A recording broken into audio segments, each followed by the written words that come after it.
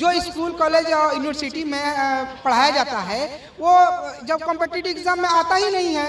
इससे तात्पर्य होता है कि स्कूल कॉलेज यूनिवर्सिटी को बंद कर देना चाहिए, बच्चों को सिर्फ कोचिंग में भेजना चाहिए। लेकिन बिहार को ज्ञान की भूमि की जगह लूट की भूमि बना दिया गया है। सरकारी स्कूल कॉलेज यूनिवर्सिटी को इनका मतलब एक षड्यंत्र की तरह बर्बाद करने का एक बहुत ही बड़ा प्लानिंग है, फुल प्रूफ प्लानिंग है कि इस तरह से शिक्षा व्यवस्था हटा दी जाए। फी एडमिशन, मेंटेनेंस चार्ज और बुक बदल देना, प्रत्येक वर्ष 6 से 7 हज़ार की किताबों को बदल कर एक प्रकार से बहुत ही बड़ा लूट हो रहा है आम जनता के साथ। नमस्कार, मेरा नाम प्रिंस मिश्रा है और आप निष्कर्ष बिहार देख रहे हैं। अगर आप हमारे चैनल पर अगर आप नए हैं तो चैनल को सब्सक्राइब कर लीजिएगा। अगर फेसबुक पेज पर हमारे वीडियो को देख रहे हैं तो फेसबुक पेज को भी फॉलो कर लीजिएगा।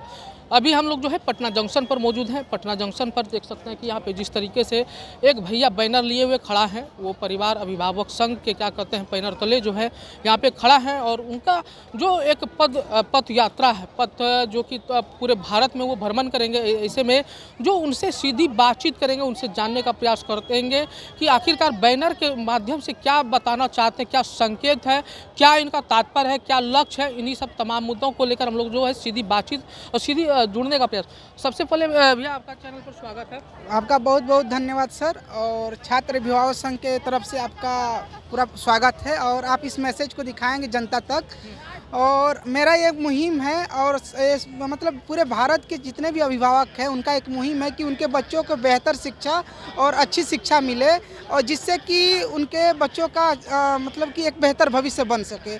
तो लेकिन हाल ही में आप देख सकते हैं कि प्राइवेट स्कूलों की बढ़ती मनमानी और सरकारी स्कूल कॉलेज यूनिवर्सिटी एक षड्यंत्र की तरह बर्बाद किया जा रहा है कि प्राइवेट स्कूल को बढ़ावा दिया जाए और स्कूल कॉलेज यूनिवर्सिटी से शिक्षक का जो वैकेंसी खाली पद है उसको भी लोग नहीं पूरा कर पा रहे हैं। जो शिक्षा पे जो जितना बजट होना चाहिए लगातार वो बजट घटते जा रहा है। एक तरह से सरकारी स्कूल कॉलेज यूनिवर्सिटी को बर्बाद किया जा रहा है और हम यह मुहिम चलाए हैं और छात्र अभिभावक संघ की तरफ से। पटना जंक्शन ही क्यों चुना? हमने पटना जंक्शन इसलिए चुना क्योंकि इसे ज्ञान की भूमि कहते हैं, लेकिन बिहार को ज्ञान की भूमि की जगह लूट की भूमि बना दिया गया है। कौन बना दिया लूट की भूमि? ये एक तरह से इसमें आप देख सकते हैं कि इसमें एक बहुत ही बड़े शिक्षा माफियाओं का बहुत बड़ा रोल है और ये एक मतलब कि सरकारी स्कूल कॉलेज यूनिवर्सिटी को इनका मतलब कि एक षड्यंत्र की तरह बर्बाद करने का एक बहुत ही बड़ा प्लानिंग है, फुल प्रूफ प्लानिंग है कि इस तरह से शिक्षा व्यवस्था हटा दी जाए। आप देख सकते हैं कि जो स्कूल कॉलेज और यूनिवर्सिटी में पढ़ाया जाता है वो जब कॉम्पिटिटिव एग्जाम में आता ही नहीं है। इससे तात्पर्य होता है कि स्कूल कॉलेज यूनिवर्सिटी को बंद कर देना चाहिए, बच्चों को सिर्फ कोचिंग में भेजना चाहिए। ये लिखे हैं छात्र स्वाभिमान पदयात्रा कब से क्या करिए? ये पदयात्रा हम पिछले कैमूर से मोहनिया से चल के हम पटना में आए हुए हैं और पैदल चल के। और यहाँ हम एक संगठित तौर पर पहले मैं अकेले ही चलता था, लेकिन यहाँ लोग अभिभावक बहुत ही यहाँ के लोग जागरूक हैं और इस मुहिम के साथ जुड़े हुए हैं। और मेरे साथ हैं हम बता सकते हैं भैया जी है जो हमको पटना में ही मिले, राकेश रॉय, जो मतलब कि एक तौर पे शिक्षा को लेकर काफ़ी एक्टिव रहते हैं। पब्लिसिटी के लिए आप तो नहीं कर रहे हैं? देखिए आ जाएंगे फिर हम पैसा छापेंगे। देखिए पब्लिसिटी के लिए और भी माध्यम है, लोग कर सकते हैं। आपने यहाँ पे यूट्यूब का लिंक दिया हुआ है, बंदा बिहारी लिखे हुए। यूट्यूब एक प्लेटफॉर्म है कि जिससे कि मैं ज़्यादा से ज़्यादा एक आधुनिक युग के आप देख सकते हैं कि आधुनिक युग है और इसमें आप अपने मैसेज को ज़्यादा से ज़्यादा फॉरवर्ड कर सकते हैं। ऐसा कोई तात्पर्य नहीं है कि मैं यूट्यूब पे वीडियो अपलोड करके मैं पैसा कमाऊँ और इसमें ऐसा का कोई मकसद नहीं है। इस चैनल का मकसद था कि मैं समाज में जाऊं और लोगों को ज़्यादा से ज़्यादा तक के मैसेज को मतलब जो भी पीड़ित है, शोषित है, वंचित है, जिनका पास कलम और किताब की ताकत छीन ली गई है, उन तक मैसेज भेजा जाए और बाबा साहब अम्बेडकर संविधान के बारे में बताया जाए कि एक संविधान के ताकत आपके पास ताकत है जो आप एक बेहतर शिक्षा दे सकते हैं। और इस मुहिम से स्कूल और कॉलेज यूनिवर्सिटी को बचाया जाए, खाली शिक्षक के पद को भरा जाए और एक आधुनिक बेहतर ढंग से शिक्षा दिया जाए, प्राइवेट स्कूल की मनमानी को रोका जाए।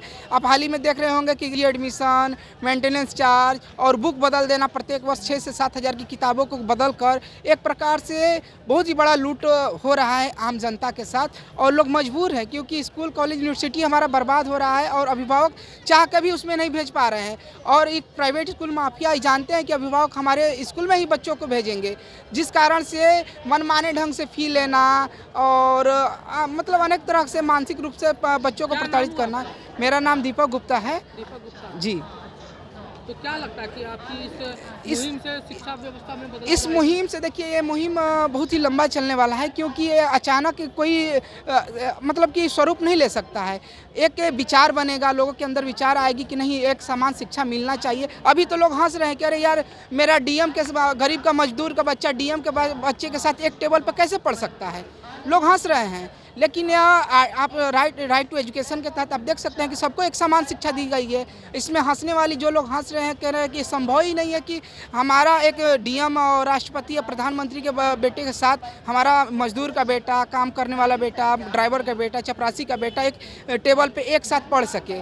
तो लोग इस बात पे हंस रहे हैं, लेकिन हम कह रहे हैं कि राइट टू एजुकेशन को हटाकर राइट टू इक्वल एजुकेशन कर दिया जाए। ये लोग इस कानून को मतलब कि एक बेहतरीन ढंग से बनाया जाए कि सबको एकदम मतलब बराबरी का शिक्षा मिले, कोई विद्यार्थियों के साथ भेदभाव ना हो। यही हम लोगों का मुहिम है, और इस मुहिम के साथ लाखों अभिभावक जुड़ रहे हैं, छात्र जुड़ रहे हैं, सब लोग जुड़ रहे हैं। और इसको आप अच्छा खासा से आप कह सकते हैं कि आने वाले समय में इस पे विचार लोग करेंगे, योजना बनेगा, और योजना को सफलतापूर्वक क्रियान्वित करने की दृढ़ संकल्प ऑल इंडिया अभिभावक संघ ने लिया है कि इस मतलब छात्र अभिभावक संघ के मुहिम में जो लूटपाट हो रही है प्राइवेट स्कूल और स्कूल यूनिवर्सिटी बर्बाद हो रहा है सबको बचाने का, तो एक अच्छा मुहिम है और लोगों को इस पे विचार करना चाहिए। इसमें कोई हंसी की बात नहीं है।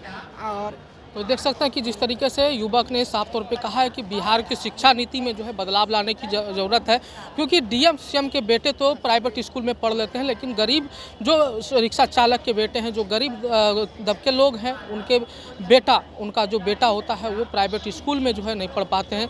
उनका साफ तौर पर कहना था ये हमारी एक मुहिम के तौर पर चलेगा, जो कि आने वाले समय में एक बहुत बड़ा रूप लेगा। ऐसे में आने वाले समय के साथ जो है जागरूकता जो है ज़रूरी है, क्योंकि सभी को अधिकार है समान शिक्षा का। लेकिन बिहार सरकार जिस तरीके से दो नीति के तहत काम कर रही है वो कहीं से भी उचित नहीं है। इन्हीं सब तमाम मुद्दों को लेकर आपकी क्या प्रतिक्रिया होती है, कमेंट बॉक्स में जरूर बताइएगा। फिलहाल के धन्यवाद।